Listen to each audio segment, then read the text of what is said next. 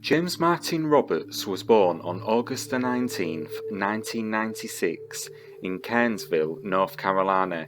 His parents, John and Kimberly, were divorced, but Martin remained close to both of them.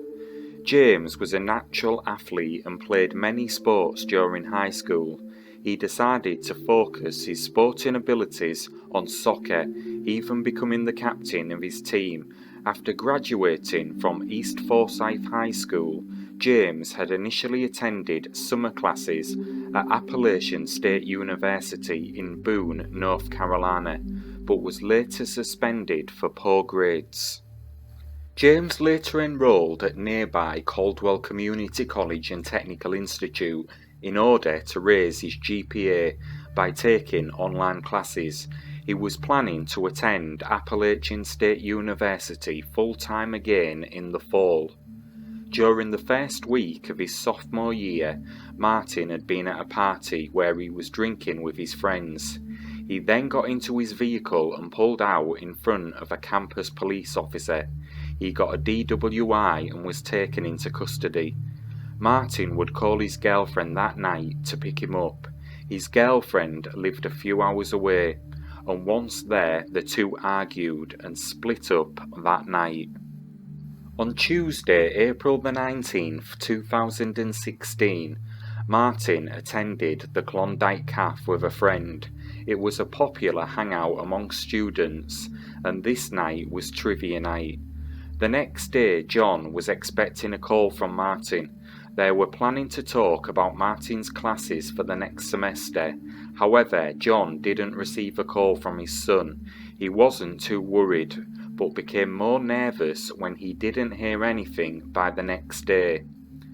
On the next day, April the 21st, around lunchtime, a surveillance camera from a bus stop captured James standing near the State University campus.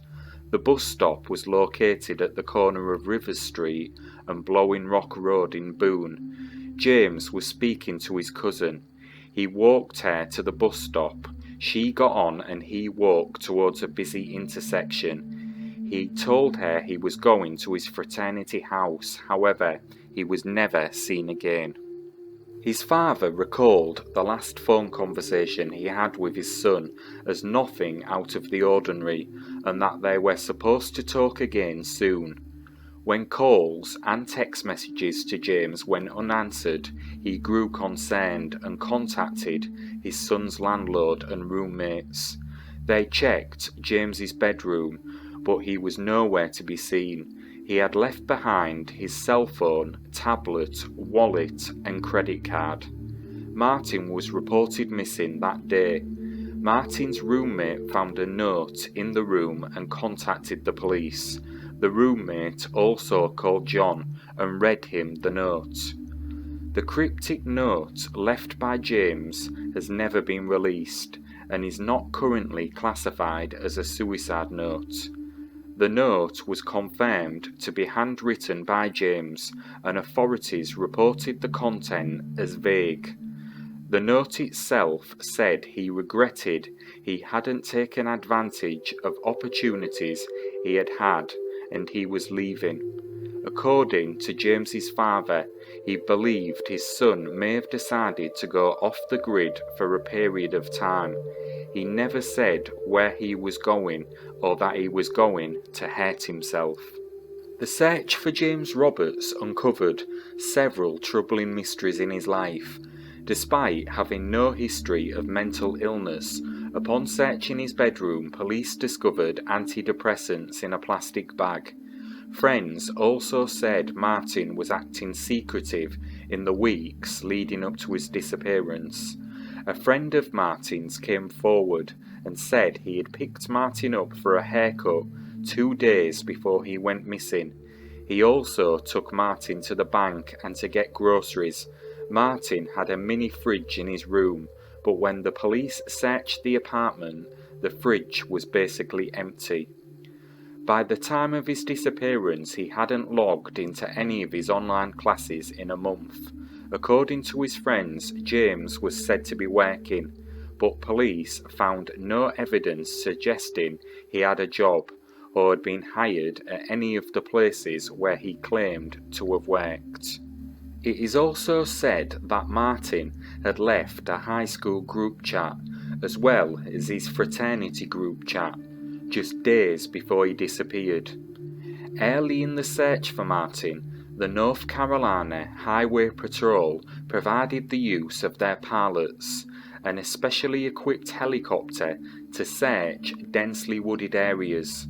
This helicopter was equipped with a camera that senses infrared radiation. However, nothing significant was found. The Boone Police Department also conducted many land searches. These searches have occurred in many locations within the high country. The Boone Police Department utilised a fire and rescue dive team during this investigation. This agency provided both personnel and specialised equipment to assist in the searches, including a rescue boat equipped with sonar to search bodies of water. They also provided trained rescue divers to investigate anything discovered by the sonar equipment. Again, nothing significant was found. Approximately 4 months after Martin disappeared, a coroner reached out to the Boone police. They said that they were investigating some human remains that were found. The remains were a leg and a foot that had a grey New Balance sneaker attached. The sneakers were the same brand that Martin was wearing the day he disappeared. However, the shoe was a size and a half larger than the size that Martin wore. Martin has not been located, and to this date the law enforcement community has not received any credible information that would help find him. Many pieces of information has been learned, and lots of people have called in possible tips and sightings. The search for Martin has led law enforcement to check tips as far as the Outer Banks and up into Virginia.